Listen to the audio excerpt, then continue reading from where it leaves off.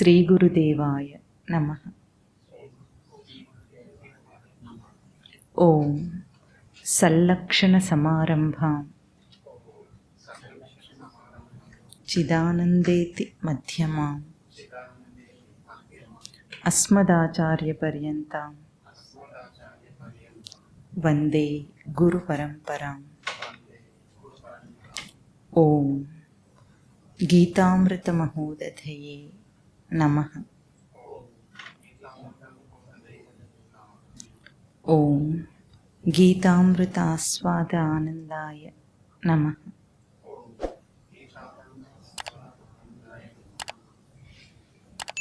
మూడో అధ్యాయం, మూడో శ్లోకం. శ్రీ భగవాన్ ఉవాచ లోకేస్మిన్ వివిధా నిష్ఠా పురా ప్రోక్తా మయా అనఘ జ్ఞానయోగేన సాంఖ్యానాం కర్మయోగేన యోగినాం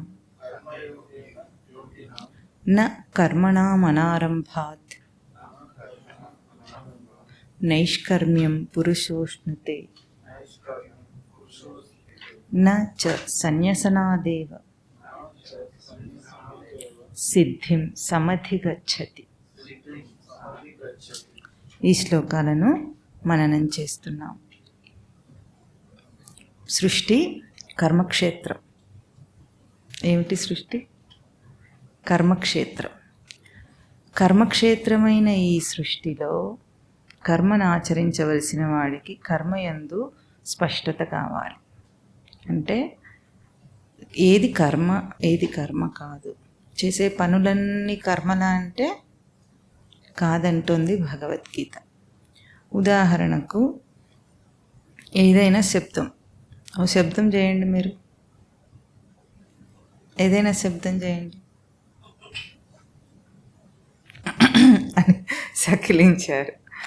నిన్న చక్కగా వాళ్ళు శబ్దం చేయమంటే ఏం చేశారు? ఓం అన్నారు అందరు ఒకసారి. అట్లా కాకుండా ఇప్పుడు చూడండి, ఉదాహరణకి ఆ అన్న, ఇది ఒక శబ్దం, అంతేనా? ఇప్పుడు మాట్లాడుతున్నా, ఇది కూడా శబ్దమే.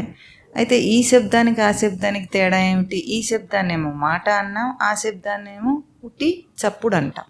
తెలుగులో అయితే చప్పుడు. తేడా ఎందుకు? ఏమిటి?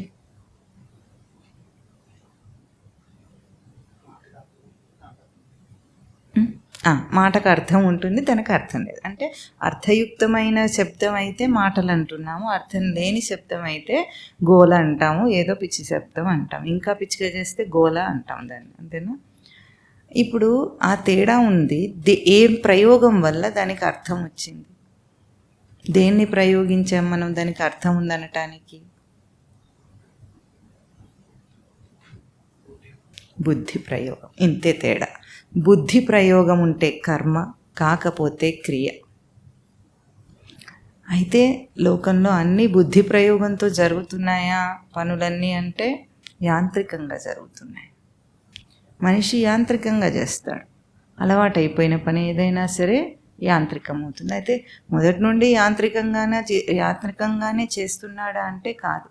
ఉదాహరణకు చూడండి, ఒక పసిపిల్లవాడు నడక నేర్చుకుంటాడు. ఎంత దృష్టి పెట్టాలి వాడు? ఊరికి ఏదో లేచి నిలబడతాడా? అంత ధైర్యం ఉంటుందా వాడికి? ఉండదు. వాడు చాలా కష్టపడి శ్రద్ధగా దృష్టి పెట్టి జాగ్రత్తగా అంటాం మనం, జాగ్రత్తగా లేచి నిలబడతాడు. బ్యాలెన్స్, అడుగులు వేస్తున్నప్పుడు బ్యాలెన్స్ చేస్తాడు. అప్పుడు పూర్తిగా దాంట్లో బుద్ధి ప్రయోగం ఉందా లేదా? ఉంటుంది. వాడి పసిబుద్ధి ఎంత ఉంటే అంత అయినా సరే బుద్ధి ప్రయోగం ఉంది. ఆ తర్వాత వచ్చేసిన తర్వాత మనం ఏం చేస్తాం? చకచక నడుస్తాం. యాంత్రికం అయిపోయింది, అంతేనా? రానప్పుడు అభ్యాస దశలో ఏదైనా సరే బుద్ధి ప్రయోగంతోనే జరుగుతుంది. అభ్యాసం అయిపోయిన తర్వాత ఏదైనా సరే ఏమవుతుంది? ఆటోమేటిక్ అంటే యాంత్రికం, అంతేనా? ఇప్పుడు యాంత్రికం అయిపోయిన పనులే జీవితం అంతా ఉన్నాయి మనకి. ఇప్పుడు మనం ఏం అభ్యాసం చేస్తున్నాం కనుక కొత్తగా? పసితనంలో అన్ని ఇంద్రియాలను వాడుకోవటం అభ్యాసం చేసాం. మాట కూడా చాలా అభ్యాసం చేస్తేనే వచ్చింది. అత్త తాత అనుకుంటూ అభ్యాసంతో మొదలైంది. అభ్యాసంతోనే మొదలైంది. పసితనంలో అన్ని అబ్జర్వేషన్ ఉంటుంది, అన్నీ తెలిసిపోయినాయి. ఇప్పుడు మనకు అన్నీ తెలిసిపోయిన తర్వాత ఇంకేముంటుంది? అభ్యాసం లేదు అక్కడ. ఎప్పుడు అభ్యాసం తప్పిందో దానికి బుద్ధి పెట్టాల్సిన అవసరం లేకుండా అయిపోయింది. జీవితం ఏమైంది? యంత్రం అయిపోయింది, యాంత్రిక జీవనం అయింది. పొద్దున్న లేచి నుండి మనం ఎట్లా పరిగెత్తుతాం? స్నానాలు చేస్తాం, టిఫిన్లు చేస్తాం, వంటలు చేసుకుంటాం, తింటాం, పరిగెత్తుతాం, వెహికల్స్ నడిపిస్తాం. డ్రైవింగ్ కూడా ఇంత ట్రాఫిక్లో నడిపించే ఆ డ్రైవింగ్ అనే ప్రక్రియ కూడా యంత్రవత్తే అవుతుంది కదా. మనం ట్రాఫిక్ మీద దృష్టి పెడతామేమో, కానీ గేర్లు మార్చడంలో కానీ వీటిలో కానీ యంత్రవత్తి, మనకు పెద్దగా ప్రయోగం చేయాల్సిన అవసరం ఉండదు. అంటే అభ్యాస స్థితి దాటిపోయిన తర్వాత యాంత్రికమైనప్పుడు మొత్తం అన్నీ కూడా ఏమైపోతాయి? బుద్ధి ప్రయోగాన్ని దాటిపోతాయి. ఇప్పుడు ఆ బుద్ధి ప్రయోగాన్ని దాటినందువల్లనే మనకు ప్రతి విషయంలో కూడా విసుగు వస్తుంటుంది. విసుగు వస్తుందా లేదా? మనకు చేసిందే చేస్తూ ఉండడం వల్ల మనకి ఏమొస్తుంది? విసుగు వస్తుంది. ఎప్పుడైనా మాటలు నేర్చుకునే పసిపిల్లవాడికి విసుగు వస్తుందా? వాడు ఎంత అభ్యాసం చేస్తుంటాడంటే వాడికి ఒక్క పదం వస్తే చెప్తూనే ఉంటాడు వాడు, ఇంకా అంతేనా? చెప్పకుండా ఉండలేడు. వాడు తాత అంటే ఎవరు కనిపించిన వాడు తాతనే అంటాడు. ఎందుకు? వాడి తాతని పిలవటం లేదు, వాడికి వచ్చింది వాడు చెప్తున్నాడు అంతే. ఇది అభ్యాసం. అభ్యాస దశలో అట్లా ఉంటుంది. తర్వాత వాడికి బోర్ కొట్టదు, దాంట్లో విసుగు రాదు. దాంట్లో వస్తుందా? మనకు జీవితం ఎట్లా ఉంది? విసుగు విరక్తి రెండు వస్తున్నాయి లేదా? మీరు చెప్పారు పోయినసారి విరక్తి వస్తుంది అని. విరక్తి కాదు. విరక్తి ఎందుకు వస్తుంది అంటే బుద్ధి ప్రయోగం లేదు కనుక. ఎందుకు విరక్తి వస్తుంది అంటే మనిషి బుద్ధిజీవుడు. బుద్ధి ప్రయోగం లేకపోతే వాడు తట్టుకోలేడు. యాంత్రికంగా పనిచేసే పనిని వాడు తట్టుకోలేడు కాబట్టి విసుగు వచ్చి బోర్ కొడుతుందనే పదం వాడతాం మనం. ఇప్పుడు టీవీ చూస్తాం, కాసేపు ఎంటర్టైనింగ్గా ఉంటుంది, తర్వాత బోర్ కొట్టింది. ఎందుకు బోర్ కొట్టింది? టీవీ చూడటంలో మన బుద్ధి ఏం ప్రయోగం అవ్వదు కనుక. రిలాక్సేషన్ కోసం మనం చూసాము, కానీ తర్వాత మనము బుద్ధిని ప్రయోగించినప్పుడు హ్యూమన్ ఇంటెలిజెన్స్ ఒప్పుకోద్దానికి అపోజ్ చేస్తుంది. మనిషి దేహ నిర్మాణమే అంత గొప్పది. బుద్ధిజీవి సృష్టిలో అన్ని ఏ జీవి కన్నా బోర్ కొడుతుందండి చెప్పండి? అడవిలో హాయిగా ఉంటాయి, అవి ఎంజాయ్ చేస్తున్నట్టు ఉంటాయి. కొడుతుందేమో, మనకు తెలియదేమో, కానీ వాటి జీవితానికి ఇంకో దారి లేదు వాటికి. కానీ మనం ఎందుకు ఇన్ని కనిపెట్టుకుంటున్నాం, ఇన్ని చేస్తున్నాం? బుద్ధిజీవి కనుక. ఆ బుద్ధి ప్రయోగం ఉన్నదే కర్మ అవుతుంది. బుద్ధి ప్రయోగం లేనిది క్రియాకలాపాలు అన్నాం. వాటిని బయట పనులని ఏమన్నాము? క్రియాకలాపాలు అనేసాం అంతే. ఈ తేడా గుర్తించటమే కర్మయోగానికి దారితీస్తుంది. కర్మయోగం ఎప్పుడవుతుంది? సహజంగానే కర్మను ఆచరించుకుంటూ జ్ఞానస్థితిలో నిలిస్తే అది కర్మయోగం. అది ఇక్కడ జ్ఞానము కర్మంలో సమన్వయం. ఇది అర్థం చేసుకోకుండా అక్కడ ప్రశ్న అడిగేశాడు అర్జునుడు. ఏమని అడిగాడు? కర్మయోగంలో అర్జునుడు ఏమని ప్రశ్న అడిగాడు? ఘోరమైన పాపం అని ఎందుకంటున్నాడు దాన్ని? జ్ఞానం కంటే కర్మ కంటే జ్ఞానమే శ్రేష్టమైందైతే నీ అభిప్రాయం అయితే మాధవ, నన్ను ఈ ఘోరమైన కర్మ ఎందుకు నిర్మిస్తున్నావు? జ్ఞానం తెలుసుకుంటాను, చక్కగా ఉంటాను కదా, తపస్సు చేసుకుంటూ అడవుల్లోనే ఎక్కడొక్కడ హాయిగా ఉంటాను, నన్ను ఇప్పుడు యుద్ధాలు ఎందుకు చేయిస్తున్నావు నా చేత అని జ్ఞానాన్ని కర్మని వేరు చేసుకుని ఒకటి శ్రేష్టము ఒకటి శ్రేష్టం కానిది అని తనంతట తానే ఊహించుకొని అన్నాడు అర్జునుడు. దానికి స్వామి యొక్క సమాధానమే కర్మయోగం. ఏమని చెప్పారు స్వామి? లోకేస్మిన్ ద్వివిధా నిష్ఠ పురా ప్రోక్త మయా అనఘ జ్ఞానయోగేన సాంఖ్యానాం కర్మయోగేన యోగినాం. రెండు రకాలైన నిష్ఠలు లోకంలో ఉన్నాయి అర్జున. అవి ఇదివరకే నా చేత చెప్పబడినాయి. అంటే ఏమిటి అర్థం? అక్కడ ఇక్కడ బోధ చేయబడిందో, ఎక్కడెక్కడ కర్మ గురించి జ్ఞానం గురించి బోధ చేయబడిందో అదంతా కూడా నా ద్వారా జరిగిందని స్వామి చెప్తున్నాడు. అక్కడ ఏమిటి? రెండు రకాలు. సాంఖ్యులు అనేబడే వారికేమో జ్ఞానయోగమట, యోగులు అనేబడే వారికేమో కర్మయోగం అని రెండు రకాల నిష్టలు ఉన్నాయి అంటున్నారు. అంటే ఏమిటి అంటే రెండు వేరు వేరు కాదు. ఎట్లాగంటే సాంఖ్యులు అంటే ఆత్మానాత్మ వివేకం కలిగిన వారు విచారణ చేత కర్మను ఆచరిస్తారు. విచారణ ముందుండి కర్మను ఆచరిస్తారు. అట్లా చేయలేని అంత జ్ఞానాన్ని అవగాహన చేసుకొని సస్టైన్ చేయటం, నిలుపుకోలేని స్థితికి ఏముంటుంది? చెప్పింది చెప్పినట్టు ఆచరించే కర్మ సాధన కర్మ ఉంటుంది. ఆ సాధన కర్మను ఆచరించుకుంటూ జ్ఞానాన్ని అవగాహన చేసుకొని కర్మయోగాన్ని పొందుతారు వాళ్ళు. కనుక ఈ 2 రకాల నిష్టలు ఉంటాయి. కానీ ఎందులోనైనా ఆచరించవలసిందే సాధన చతుష్టయ సంపదనే అని మనం చెప్పుకున్నాం పోయినసారి. సాధన చతుష్టయ సంపదను మొదలుపెట్టాం. సంపద అంటే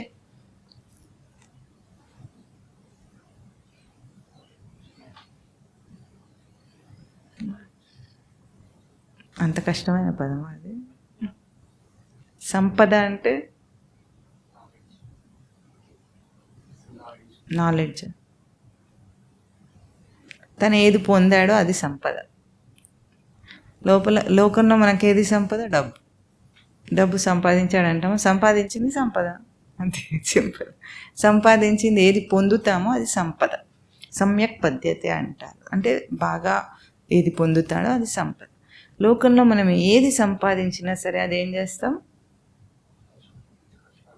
ఖర్చు పెడతాం. తర్వాత ఏం చేస్తాం?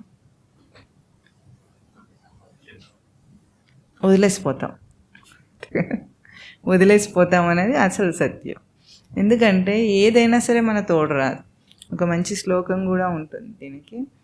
ఏమంటారంటే, భార్య గృహద్వారి. పోయేటప్పుడట భార్య ఎక్కడ దాకా వస్తుంది? గడప వరకు వస్తుంది. అంటే కొంతమంది శ్మశానం దాకా వెళ్తారు, కానీ ఉన్నత కులాల్లో వాళ్ళు, బ్రాహ్మణులు అటువంటి వాళ్ళు శ్మశానానికి వెళ్ళరు.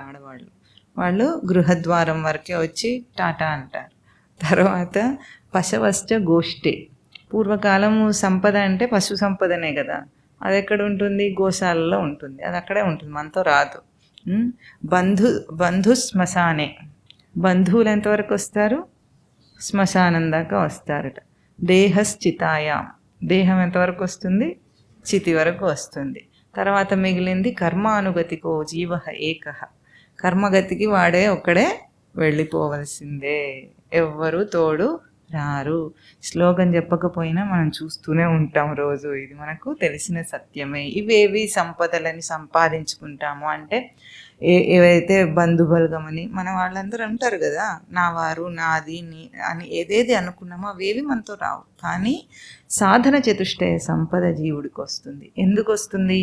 సాధన చతుష్టయ సంపద ఎక్కడ అభ్యాసం అవుతుంది? అభౌతిక క్షేత్రంలో అభ్యాసం అవుతుంది. అభౌతికం అంటే మనసు, బుద్ధి, చిత్తం, అహంకారం అనే ఈ ఆవరణలో అభ్యాసం అవుతుంది మనకు. కనుక జీవుడు అంటేనే ఈ అభౌతిక రూపుడు. మనస్సు బుద్ధి రూపుడే జీవుడు. దేహం విడిచిన తర్వాత నా రూపమేమి అంటే, ఇప్పుడు నీ మనస్సు బుద్ధి ఏ రూపమో ఆ రూపమే జీవుడు. వాడు అది తీసుకొని వెళ్ళిపోతున్నాడు. కనుక సాధన చతుష్టయ సంపద కర్మగా పరిగణింపబడుతోంది.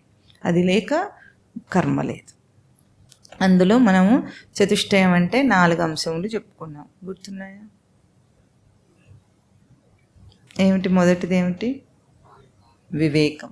రెండవది వైరాగ్యం. మూడవది షట్ సంపత్తి. నాలుగవది ముముక్షుత్వం. ఈ నాలుగింటిలో వివేకం అంటే కేవలము లోకంలో తెలిసే విషయాల యందు వివేకము కాదు. వివేకం అంటే నిత్య అనిత్య వస్తు వివేకం. ముందు సూత్రం ఇదే, కర్మకు సూత్రం ఇంతే. ఎందుకంటే లోకంలో క్రియలు అన్నాం కదా మనం, ఏవైతే క్రియాకలాపాల్లో మనకు మోటివేషన్ ఏమి? రజోగుణమే ప్రధానమైన మోటివేషన్. అంటే కోరికతో పరిగెత్తుతుంటాడు మనిషి. లోకంలో ఏదో సాధించాలంటే తీవ్రమైన కోరిక ఉండాలంతే. ఇప్పుడు ఒక కాలేజీలో సీట్ కావాలంటే పిల్లలకు తీవ్రమైన కోరిక ఉంటేనే వాడు సాధిస్తాడు. తీవ్రమైన కోరిక లేక జరగని పని అది. లోకంలో ఏదైనా సరే సాధించాలంటే తీవ్రమైన కోరిక ఉండాలి. ఆ తీవ్రమైన కోరిక ఉన్నప్పుడు మనం పరిగెత్తే ఆ పరుగులో త్రిగుణాత్మక ప్రవృత్తి వేగం వస్తుంది మనకు, రజోగుణ వేగం ఉంటుంది. ఇప్పుడు దాన్ని నిగ్రహించి ఎట్లా చేయాలంటే దానికి సూత్రం, దాన్ని నిగ్రహించడానికి సూత్రం ఏమి అంటే ఒకటే, నిత్యానిత్య వస్తు వివేకం చేస్తే మనిషి స్లో డౌన్ అవుతాడు. అయితే ఇంకా మన లోకంలో ఏది సాధించడు కదా అప్పుడు అంటే లేదు. మోటివేషన్ కోరిక నుండి రాదు, బుద్ధి ప్రేరేపణ నుండి వస్తుంది. అప్పుడు చేసేది అదే పని, ఆ పని చేస్తాడు వాడు, తప్పకుండా చేస్తాడు. కానీ కోరిక నుండి వస్తే అది రజోగుణ అభ్యాసం అవుతుంది. రజోగుణంతో కర్మ చేస్తే రజోగుణం అభ్యాసం అవుతుంది. ఇప్పుడు ఉదాహరణకి మీకు ఒక వ్యక్తి ఉన్నాడు అనుకోండి, మాటికి ఎవరితోనైనా సరే ఏదో ఒకటి వాదించే అలవాటు ఉంటుంది వాడికి. ఎదుటివాడు ఏదంటే దాన్ని కాదని వీడు వాదించడం మొదలు పెడతాడు. అట్లాంటి బుద్ధి ఉంది వాడికి. ఆ వాద బుద్ధి వల్ల ప్రతిసారి అందరిలో వాదించి గెలిచో ఓడిపోయో వాడికి ఏం అభ్యాసం అవుతుంది? వాద బుద్ధి అభ్యాసం అయింది వాడికి. ఆ టాపిక్లో పర్టికులర్ టాపిక్లో వాడు గెలిచాడో ఏం అవగాహన అయింది అది పక్కన పారేస్తే వాడికి ఏం అభ్యాసం అయింది? వాద బుద్ధి అభ్యాసమైంది అంతే. అంటే మనం ఏ బుద్ధితో ఏదైనా చేస్తున్నామో మనం ఆ బుద్ధిని అభ్యాసం చేస్తున్నాం, కానీ విషయాన్ని అభ్యాసం చేయము. ఏ విషయాన్నైనా వదిలేస్తాం, మనం ప్రతిదాన్ని వదిలేస్తాం, కానీ బుద్ధి ఎట్లా దాన్ని అందులో ప్రయోగించామో ఆ బుద్ధి అభ్యాసం అవుతుంది. మనకు అదే బుద్ధి మనం తీసుకెళ్తాం. కనుక ఇప్పుడు సాధన కర్మలో ఏం చేస్తున్నాము? ఆ గుణాన్ని, ఆ బుద్ధిని సాధన చేసి శుద్ధి చేస్తున్నాం. బుద్ధిని శుద్ధి చేస్తే శుద్ధమైన స్థానం నుండి మోటివేషన్ వస్తుంది, ప్రేరణ వస్తుంది. లేకపోతే కోరికల నుండి ప్రేరణ వస్తుంది, కామ ప్రవృత్తి నుండి ప్రేరణ వస్తుంది. కనుక దీన్ని మార్చడం ముఖ్యం కర్మను ఆచరించే ముందు. దీన్ని మార్చేస్తే తను చేసే పనులన్నీ ఏవి మానక్కర్లేదు, అన్నీ అట్లాగే చేయాలి. కాకపోతే మూలం నుండి వచ్చే ఏ ప్రేరణ నుండి వస్తుందో దాన్ని మార్చటమే సాధన కర్మ. దానికి సూత్రం ఏమిటి? నిత్యమా అనిత్యమా అని ఒక్కసారి దాని మీద విచారణ చేసుకోవటం. ఎందుకు? నిత్యము అనిత్యమా అని విచారణ చేసిన వెంటనే ఏం తేలుతుందంటే అది అనిత్యం అయితే దాని మీద మన ప్రయారిటీ ఆటోమేటిక్గా పోతుంది. ఇంపర్మనెంట్ థింగ్స్ కోసము మనం ఎప్పుడు ప్రయత్నం చేయము, అది సహజం. మనకి ఎంత వాల్యుబుల్ థింగ్ అయితేనే, పర్మనెంట్ అయితేనే దాని మీద ప్రయత్నం చేస్తాం. కానీ ఇంపర్మనెంట్ వాటి విలువలేని విషయాల మీద మన బుద్ధి ఆసక్తి చూపించదు. మనం విలువలేదని మనం డిసైడ్ చేస్తే అందరికీ ఒకటే ఉండదు కదా. మనం ఎప్పుడైతే ఆ డిసిషన్ తీసుకున్నామో కోరిక వేగం ఆటోమేటిక్గా కంట్రోల్లోకి వచ్చేస్తుంది. ఇది ఎప్పుడు కంట్రోల్లోకి వచ్చిందో రజోగుణ ప్రేరణ తగ్గిపోతుంది. కానీ బుద్ధి ప్రేరణ ఉంటుంది వాడికి. బుద్ధి ప్రేరణ ఎందుకు ఉంటుంది? తన బుద్ధిని, ఇంటెలిజెంట్ కదా, హ్యూమన్ నేచర్ ఈజ్ ఇంటెలిజెన్స్. అప్పుడు వాడు ఏం చేస్తాడు? బుద్ధితో ప్రయోగం చేస్తానని చూస్తాడు. అప్పుడు ఫెయిల్యూర్ ఆర్ సక్సెస్ మీద వాడికి డిఫరెన్స్ లేదు, ఆశ లేదు, ఏదైనా కానీ గాక. ఎందుకు? వాడి ప్రేరణ బుద్ధి ప్రేరణ పని అయిపోయింది, నా బుద్ధిని నేను ప్రయోగించాను. It may be a failure or success. Anyway ఏమైంది ఇప్పుడు? దాంతో వాడికి తేడా రాదు. అప్పుడు కష్టసుఖాలు వస్తాయా మనిషికి? ఉండవు కదా. సక్సెస్ వస్తే సుఖమని, ఫెయిల్యూర్ వస్తే కష్టమని వాడికి లేనేది సమత్వం వచ్చేసింది. ఆ సమత్వమే యోగం అని చెప్పాడు కదా స్వామి వెనుకాల. సమత్వం యోగ ఉచ్యతే. జయాపజయములందు, సుఖదుఖములందు, లాభనష్టములందు ఎక్కడ సమత్వం వచ్చిందో ఇక్కడ అయిపోయింది. ఇంకా వాడు యోగమును సాధించిన వాడే. అది జీవితం అంటే. ఇది కర్మక్షేత్రమైన ఈ సృష్టికి అభ్యాసం, కోర్స్ ఆఫ్ యాక్షన్. ఈ కోర్స్ మనం పూర్తి చేయాలి దేహం విడిచే లోపల. లేకపోతే ఏమవుతుంది? కర్మచక్రంలో ఇరుక్కుంటాం. స్వామి చెప్పారు కదా, కర్మబంధం ప్రహాసిసి. ఎటువంటి బుద్ధితో కర్మను ఆచరిస్తావో ఆ బుద్ధితో చేస్తే కర్మబంధం నుండి విడిపడతాం. అది చాలా ముఖ్యమైన అంశం, బాగా గుర్తుంచాలి. మనం లోకంలో అంటామా, ఎవరు చేసిన కర్మ వారు అనుభవించాలని. అంటే కర్మ పరంపరను మనం నమ్ముతున్నాం. అంటే ఇప్పుడు ఒక కర్మ చేస్తే దానికి ఫలం వస్తుంది. ఫలం స్వీకరించిన వాడే మళ్ళీ కర్మను ఆచరిస్తాడు. ఈ చక్రం నుండి బయటపడటం అనేది ఇంకా బయటపడలేడు వాడు. ఇది తిరుగుతూనే ఉంటుంది. జీవుడు అట్లా తిరుగుతున్నాం. ముక్తి అనేది వాడికి సుదూరమైన విషయం అవుతుంది. కనుక సాధన కర్మలో ముఖ్య సూత్రము నిత్యమా అనిత్యమా. అయితే నిత్యమైన వస్తువుకి ప్రమాణమేమి? ఇది నిత్యమని దేన్ని బట్టి ప్రమాణం తీర్చుకుంటాడు, నిర్ణయించుకుంటాడు?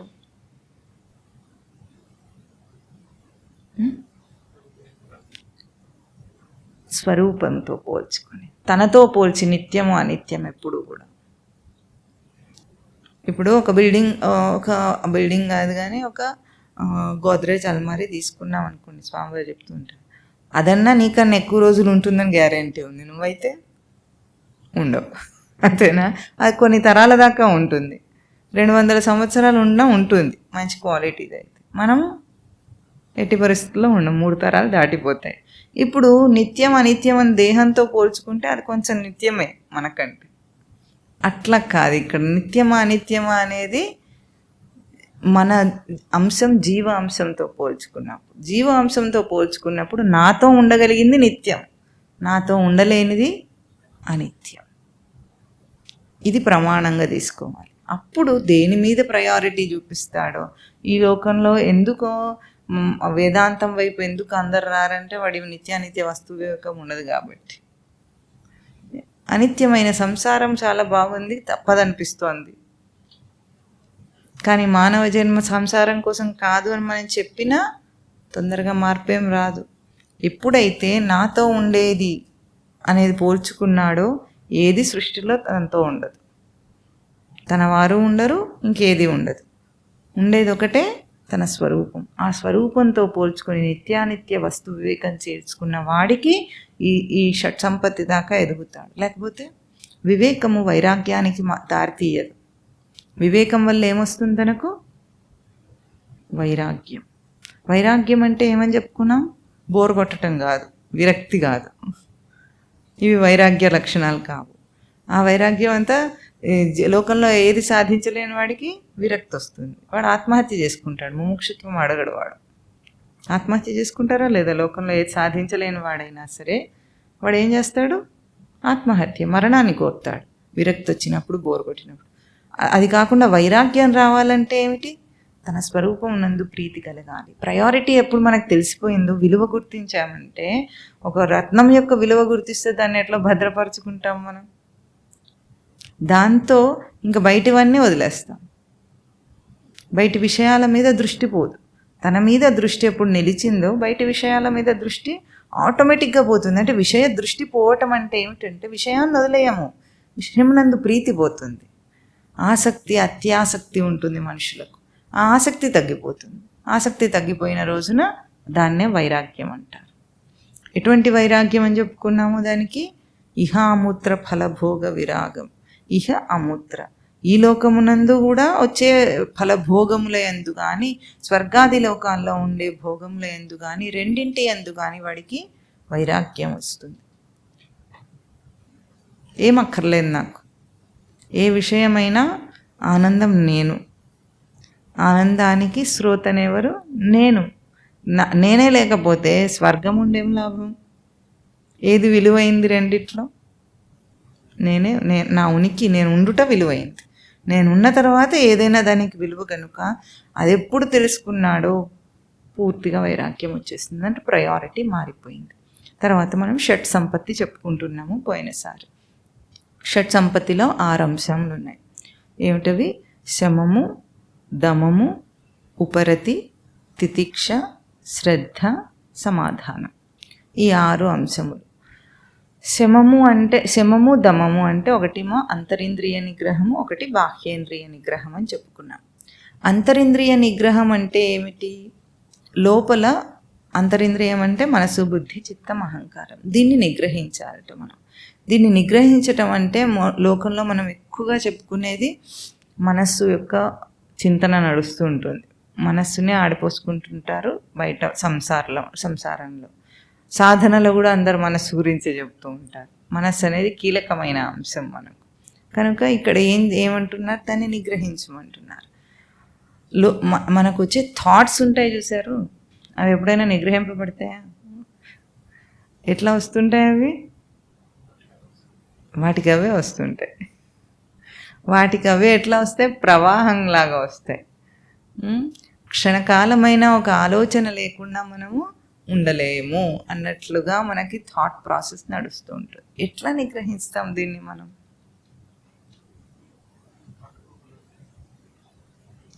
పట్టుకోకుండా వదిలేయటం. థాట్కి వెనకాల అసలు ఏమిటంటే దేన్ని గురించిన థాట్స్ మనకు వస్తున్నాయో మనం ఆ విషయాన్ని పట్టుకున్నాం.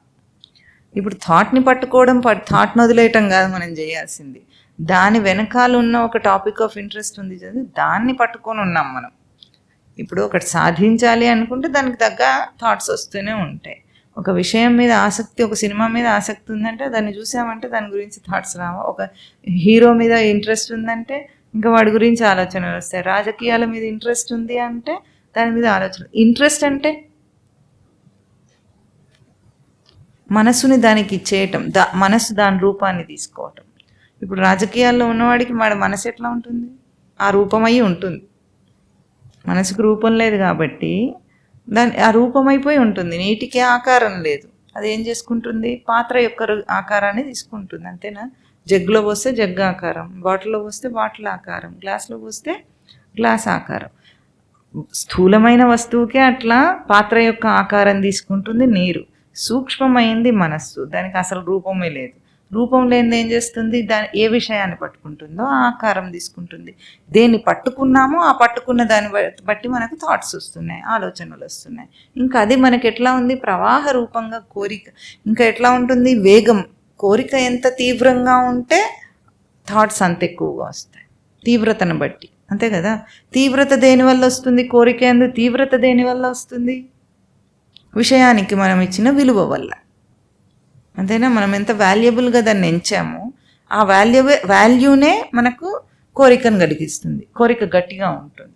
ఒక ఇల్లు కట్టుకోవాలనుకున్నాడు, ఇల్లు కట్టుకుంటేనే నేను సమాజంలో నాకు గౌరవం అని గట్టిగా అనుకున్నాడు, దానికి విలువనిచ్చాడు. ఇప్పుడు ఈ విలువనిస్తే ఇల్లు కట్టుకోవాలనే కోరిక తీవ్రమై కూర్చుంది. తీవ్రమైన కొద్దీ ఎప్పుడు చూసినా వాడికి ఏదో స్థలం చూడాలి, దాన్ని కట్టాలి. ఇప్పుడు ఆ ఇంటిని కట్టడానికి సంపాదించడానికే వాడు మొత్తం అంతా దృష్టి పెట్టేస్తాడు.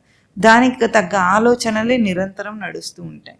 ఆ నడిచి ఇంకేమనుకుంటాడు, విలువ దాన్ని ఇచ్చాడు కాబట్టి ఇప్పుడు ఇల్లు కడితే నేను గొప్ప, లేకపోతే నేను పనికిరాని వాడిని అని అందరు అనుకుంటున్నారని వీడు అనుకుంటాడు. అందరు అనుకోరు అట్లాగూ, కానీ అందరు అట్లా అనుకుంటారని వీడు అనుకుంటున్నాడు. ఎక్కడ మొదలైంది కథ, విలువనివ్వటం దగ్గర. దానికి అంత విలువనిచ్చేటప్పటికీ అది తీవ్రంగా కోరిక రూపం దాల్చి మనలో తిష్ట వేసుకొని కూర్చుంటుంది. ఇది అంతరింద్రియం యొక్క యంత్రాంగం. బుద్ధి దాని గురించి ఆలోచిస్తుంది, అహంకారం దాంతో ఐడెంటిఫై చేసుకుంటుంది. ఇప్పుడు నువ్వు ఇల్లు కడితే నేను గొప్పవాడిని, ఇంకా చిత్తం అంతా దాని ఇంప్రెషన్స్తో నిండిపోయి ఉంటుంది. ఎవరెవరి ఇంట్లో ఏది చూసినా మన ఇంట్లో ఇది ఉండాలి తర్వాత అనుకుంటాడు. ఇట్లా అంతరింద్రియ యంత్రాంగం అంతా నడుస్తుంటే దీన్ని శమము అంటున్నారు, అణిచివేయమంటున్నారు. శమం అంటే శమ ఉపశమే ధాతు, అణచివేయాలట. ఎట్లా అణచివేయాలంటే కోరికను అణచుకొని కాదు, వివేకం చేశాం కాబట్టి వివేకం వల్ల వైరాగ్యం వచ్చింది కనుక ఆ వైరాగ్యము ప్రీతిని వదిలేస్తుంది, విలువనివ్వటాన్ని తగ్గిస్తుంది. భౌతికమైన లౌకికమైన విషయాలకు విలువనివ్వడు. విలువనివ్వకపోతే కోరిక ఎప్పుడూ తీవ్ర రూపం దాల్చదు. మనం విలువనిస్తాం కనుకనే తీవ్ర రూపం దాలుస్తుంది. సింపుల్గా వదిలేయచ్చు కోరికలను ఎప్పుడు వాల్యూ చూస్తే. అంతకంటే విలువైన వస్తువుని పట్టుకున్నామా మనసు ఏం చేస్తుంది, పిల్లలు చూసారా ఎప్పుడైనా, వాడు ఒక బొమ్మతో ఆడుకుంటుంటే ఇంకో మంచి బొమ్మ కనిపిస్తే ఏం చేస్తాడు, టక్కీ మన వారేసేది తీసేసుకుంటాడు. మరి ఎంతసేపు అది కావాలని ఏడ్చే ఉంటాడు, కానీ అది తీసుకోడు, ఇంకా అది వదిలేస్తాడు. అట్లాగే మన మనస్సు కూడా విలువైన వస్తువు పట్టుకుందంటే విలువలేని దాన్ని సునాయాసంగా విడిచేస్తాం, అప్రయత్నంగా విడిచేస్తాం. అంతే, జీవితంలో ప్రయారిటీలు మారిపోతాయి, మొత్తం చేసే పనులన్నీ మారిపోతాయి. సింపుల్ సూత్రం, విలువ తెలుసుకో. అందుకే నిత్యానిత్య వస్తు వివేకం చాలా గొప్పది. అక్కడే మొదలవుతుంది మొత్తం. అప్పుడు అంతరింద్రియం అవలీలగా అణిచివేయబడుతుంది. ఎప్పుడైతే అంతరింద్రియంలో కంట్రోల్ ఉందో వాడు బాహ్యేంద్రియాలన్నీ వాడి చేతిలో ఉన్న గుర్రాలే, కళ్ళేమంతా వాడి చేతిలోకి వచ్చింది. దమము అంటే బాహ్యేంద్రియ నిగ్రహం. దమము అన్న దము ఉపశమే ధాతువు. దానికి కూడా ఎప్పుడైనా సరే మనం అనుకుంటాం, ఇప్పుడు సినిమాలకు వెళ్ళాలనుకుంటా, సినిమాలకు ఎందుకు వెళ్తారు, ఇప్పుడు వెళ్ళట్లేదు, తగ్గిపోయింది. కానీ ఒకప్పుడు సండే సినిమాలకు వెళ్ళేవాళ్ళు కూడా ఉండేవాళ్ళు. ఎందుకు వెళ్తారు, చీపెస్ట్ ఎంటర్టైన్మెంట్ అప్పుడు. ఇప్పుడు కొంచెం కాస్ట్లీ ఎంటర్టైన్మెంట్ అయినట్టుంది, కానీ చీప్ కదా అన్నిటికంటే. 3 గంటల పాటు ఎంటర్టైన్మెంట్ వస్తుంది. ఆ ఎంటర్టైన్మెంట్లో చెప్పండి ఏమన్నా బుద్ధి ప్రయోగం ఉంటుందా, ఏముండదు. చీప్గా అంటే చీపెస్ట్ దాని మీద మనిషి దాని యందు ఆనందాన్ని చూస్తున్నాడు.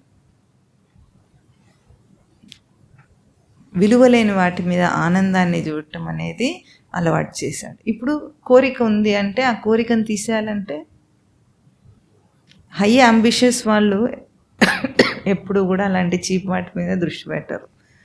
ఉంటుందా ఎవరికన్నా? ఉండదు. అంటే మన అలవాట్లు ఏం చెప్తున్నాయి, నువ్వేమిటో చూసుకో అంటాయి. అంతేనా? మనం దేని మీద ఎంటర్టైన్ అవుతున్నామో అదే నీ క్యారెక్టర్ని చెప్తోంది, నీ స్థాయి, బుద్ధి స్థాయిని చెప్తోంది. విలువలేని ఇప్పుడు చిట్ చాట్. చిట్ చాట్ అంటే ఎవరికి ఇష్టం ఉంటుంది? లక్ష్యం లేనివాడికి, పని లేనివాడికి, అంతేనా? లేకపోతే పని ఉన్నవాడు ఎప్పుడైనా చేస్తాడు ఆ పని?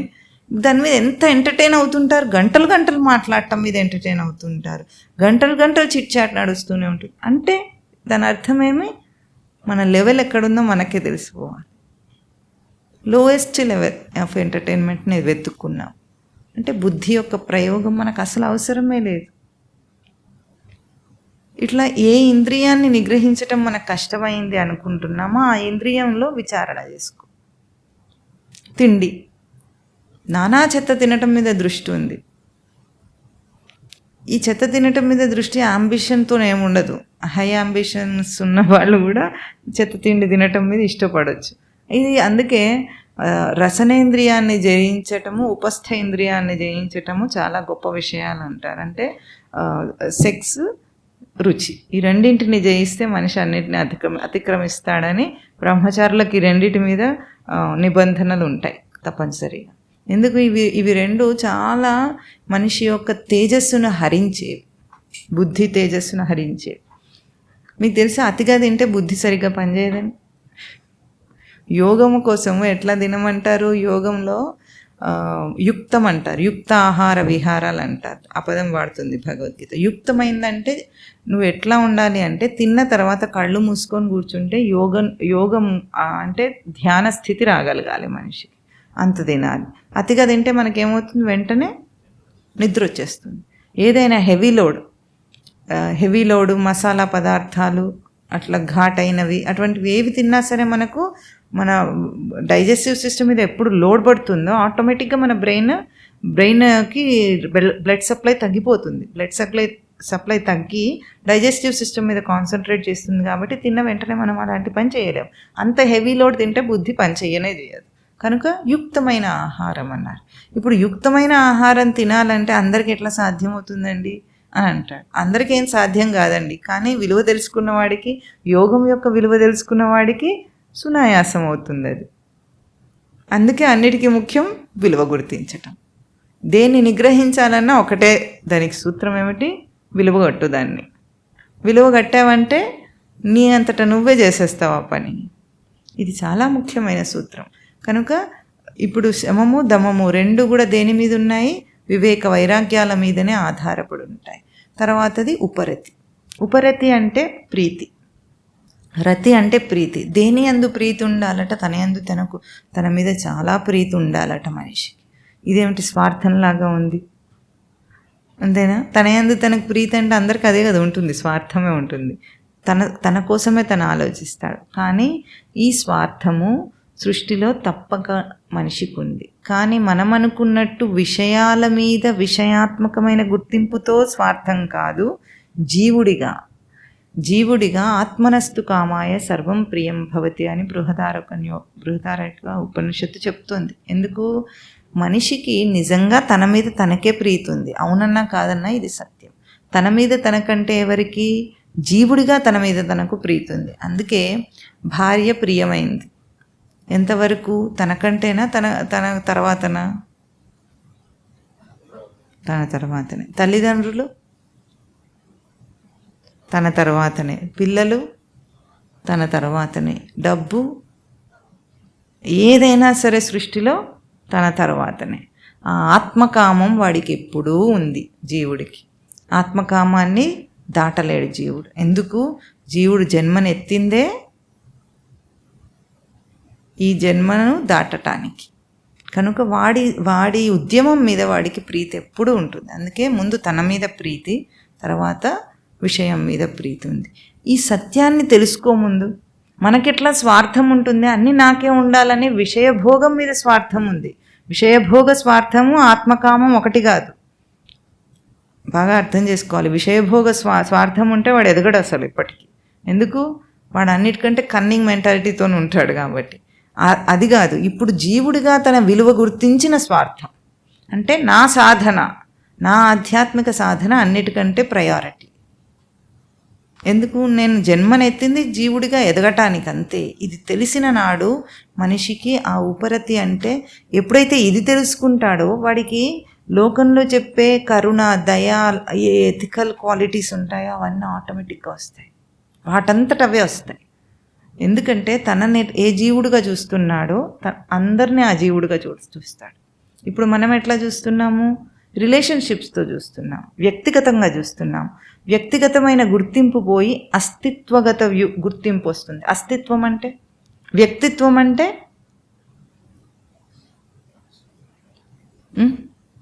క్యారెక్టరైజ్డ్ బీయింగ్ ఆఫ్ క్యారెక్టరిస్టిక్స్, అంతే కదా వ్యక్తిత్వం. ఇప్పుడు క్యారెక్టరిస్టిక్స్ అంటే బయట క్వాలిటీస్తో పోల్చకుండా అస్తిత్వం అంటే బీయింగ్, ఉండుట. అస్తిత్వం అంటే ఉండుటతో కూడిన. ఇప్పుడు ఈ దృష్టి వచ్చినప్పుడు తనను తాను అస్తిత్వగత గుర్తింపుతో గుర్తించుకున్నప్పుడు అందరినీ కూడా అట్లాగే గుర్తిస్తాడు.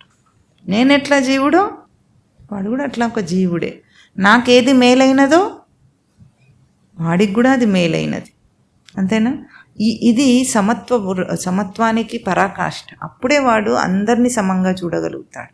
వ్యక్తిత్వ గుర్తింపు ఉంటే ఎప్పటికీ సమంగా చూడలేదు. ఇది ఉపరతి.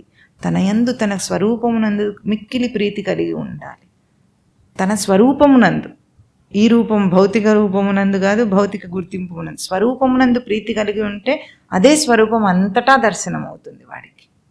ఏ సచ్చిదానంద స్మృతి తన స్వరూపము, సచ్చిదానంద స్మృతి లేనిది ఎక్కడ కనిపించదు వాడికి. ఇంకా వాడు భేదభావం చూపించడు. అప్పుడు ఎట్లా ఉంటుంది? తనకున్నది ఇంకొకరికి పంచిపెట్టడం. ఇలాంటి నార్మల్ ఎథికల్ క్వాలిటీస్ మనం ఏవైతే చెప్తామో, దానం, ధర్మం, అవన్నీ కూడా సమానత్వంతో బ్రతకటం, శాంతి సౌఖ్యంతో బ్రతకటం, ఇవన్నీ ఎథికల్ క్వాలిటీస్ ఆటోమేటిక్గా వస్తాయి. అవన్నీ రూట్స్తో సహా వస్తాయి, మూలాలతో సహా వస్తాయి. ఇంకా అది మారదు. అప్పుడు స్వార్థంతో చేసే దాన ధర్మాలు ఎట్లుంటాయి? పుణ్యాన్ని కోరి చేస్తాయి, అంతేనా? నలుగురికి దానం చేస్తే ఏమొస్తుంది? పుణ్యం వస్తుంది. పుణ్యం వల్ల స్వర్గం వస్తుంది. స్వర్గాది లోకాల సుఖాలు వస్తాయి. ఇది ఏమిటి? బేసిక్ నాలెడ్జ్ లేదు అక్కడ, జ్ఞానం లేకుండా చేసే ఒక దానం, ఎథికల్ క్వాలిటీ. కానీ అట్లా కాకుండా ఇప్పుడు ఏం చేస్తున్నాడు? తన యందు తనకు ప్రీతి, స్వరూపమునందు ప్రీతి, సచ్చిదానందమును గుర్తించుట యందు ప్రీతి, అది ఎక్కడున్నా గుర్తిస్తాడు. అప్పుడు ప్రతి మానవుడి లోపల మాధవుడు తనంతట తానే కనిపిస్తాడు. ఎందుకంటే తన లోపల చూసుకున్న వాడికే బయట కనిపిస్తాడు. తన లోపల చూడకపోతే బయట కనిపించడు. అట్లా ఊరికే ఏదైనా బయట దాన ధర్మాలు చేసేవన్నీ ఉట్టుటివే. దాంతో ఏమైనా వస్తుందనే వ్యాపారం అది. ఆ వ్యాపార దృష్టి కాదు. ఉపరతి చాలా గొప్పది. ఎందుకంటే వీటికన్నిటికీ కూడా వెనుక వస్తున్నవన్నీ కూడా అన్ని లక్షణాలు, నిత్యానిత్య వస్తు వివేకం ఉంది, వైరాగ్యం ఉంది, శమము, దమము అన్నీ ఉన్న తర్వాత ఉపరతి. ఉపరతి తర్వాత తితిక్ష. తితిక్ష అంటే ఓర్పు. ఓర్చుకోవటం అంటే ఇంకా మనకు తప్పేదా ఏమిటి? ఓర్పు తప్పుతుందా? ఓర్పు ఎవరికైనా? తప్పక చేసేది ఓర్పు కాదు. మనము బరువు బాధ్యతల వల్ల మనకు వచ్చే ఓర్పు ఉంది చూశారు, అది ఓర్పు కాదు, అది లౌకికమైంది. తప్పక చేస్తున్నాం. కానీ ఇప్పుడు మీరు ఉన్నారనుకోండి, వారానికి 7 రోజులు, వారానికి 6 రోజులు ఆఫీస్కి రావాల్సిందే, పొద్దున్న నుండి సాయంత్రం దాకా పని చేయాల్సిందే. ఇది బరువు బాధ్యతల వల్ల, రెస్పాన్సిబిలిటీ వల్లనే కదా. ఎవరైనా కూర్చోబెట్టి పోషిస్తారంటే చక్కగా వదిలేస్తారా లేదా? ఈ ఓర్పు పోతుందా పోదా? అంతేనా? రేపు కొడుకు చేతికి రాగానే మనము హాయిగా వదిలేస్తాం. ఇంక ఇవన్నీ వదిలేస్తా అంటాడు. ఎంత ఆనందంగా ఉంటుందో. ఎందుకు ఉంటుంది? కష్టపడి చేస్తున్నాడు, ఇవి తప్పక ఓర్చుకుంటున్నాడు. భార్యను తప్పక ఓర్చుకుంటాడు. ఇవన్నీ ఓర్పులన్నీ బయట సహనం అంటాం మన మామూలు భాషలో. సహనం చూపించేవన్నీ కూడా, ఇవన్నీ కూడా బయట లౌకికమైన విషయాల వల్ల మనకు తప్పక చేస్తున్నాం. కానీ ఈ పారమార్థికమైన ఓర్పు ఏమిటో తెలుసా? తన స్వరూపాన్ని ఓర్చుకోవటం. స్వరూపాన్ని ఓర్చుకోవటం అంటే, ఓర్పుకి మన భాష మామూలుగా అర్థం చేసుకున్నప్పుడు మనకు అర్థం కాదు. కానీ తనను నిలబెట్టుకోవటం, తనను స్టేబుల్గా నిలుపుకోవటం ఓర్పు. ఇది నార్మల్ ఓర్పైనా, మనం లోకంలో చెప్తున్న ఓర్పైనా అంతే కదా. ఏమొచ్చినా సరే ఓర్చుకొని దిగమింగుతాము అంటాం మనం మామూలు భాషలో. దిగమింగటం దేనికోసం దిగమింగుతాం? తాను చలించకుండా ఉండటం దిగమింగటం. అట్లాగే ఇప్పుడు ఎన్ని కోరికలు తన మీద అటాక్ చేస్తున్నా సరే తితిక్ష ఓర్చుకుంటాడు వాడు. కామక్రోధ లోభ మోహ మదమత్సరాలన్నీ కూడా తన మీద అన్ని వైపుల నుండి దాడి చేస్తుంటాయి. లోకమంతా ఎప్పుడు టెంప్టింగే కదా. ఈ టెంప్టింగ్ లోకంలో ఎన్నో విషయాలన్నీ తనను చెలింపజేస్తూ ఉంటే ఆ చెలించకుండా తనను నిలుపుకోగలుగుటం అది ఓర్పు. చెలించకుండా నువ్వు స్వరూపాన్ని నిలుపుకుంటే తితిక్షను సాధించిన వాడేవాడు. ఏది తననేమి చెలింపజేయలేదు. చూడండి, నువ్వు పూర్వకాలంలో మనకి ఎట్లా తపస్సులు చేసేవాళ్ళని చూపించేవాళ్ళు. అప్పుడు ఎప్పుడు ఒకటే స్టోరీ ఉంటుంది.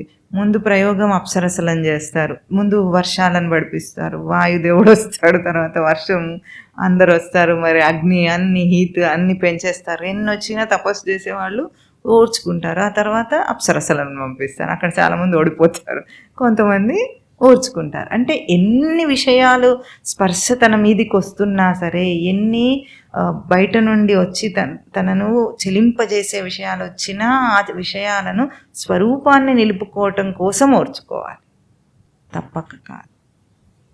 తప్పక ఎట్లా ఓర్చుకుంటాడు? ఇప్పుడు ఒక రోగిష్టి ఉన్నాడు అనుకోండి, ఏం చేస్తాడు?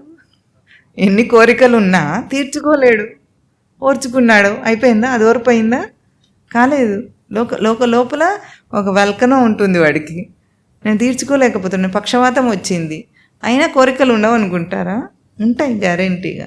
ఆ స్థితి వాడిని భోగించనివ్వటం లేదు, కానీ లేకపోతే భోగించేవాడే ఈ పాటికి. వృద్ధాప్యం వస్తుంది, వృద్ధాప్యం వల్ల భోగాలకు దూరం అయ్యాడే కానీ ఓర్పు వల్ల కాలేదు. కనుక ఇవన్నిటి అందు వివేక వైరాగ్యాలు శమము దమము ఉపరతి ఉండటం వల్ల వచ్చేదేమిటి? స్వరూపం నందు ఓర్పు. ఇంక దాన్ని ఏది తనను చెలింప చేయలేదు. ఆ ఓర్పు తితిక్ష. తితిక్ష శ్రద్ధ. తితిక్ష ఉన్నప్పుడు ఎప్పుడైనా సరే శ్రద్ధ పుడుతుంది. శ్రద్ధ అంటే కాన్సన్ట్రేషన్. శ్రద్ధగా చదువుకో, మనకు అక్కడ బాగా వస్తుంది. శ్రద్ధగా పనిచేయి, అదే కదా మన ప్రయోగం ఎక్కువగా శ్రద్ధలో. అంటే మనసు పెట్టి. శ్రద్ధ అని మనం లౌకికంగా ఇటువంటి ప్రయోగమే చేస్తాము, కానీ శ్రద్ధదాతీతి శ్రద్ధ అన్నారు. అంటే ఏమిటంటే అచంచలమైన విశ్వాసం శ్రద్ధ. ఇప్పుడు మనకి ఎంత విశ్వాసం ఉంటుంది శాస్త్రం మీద?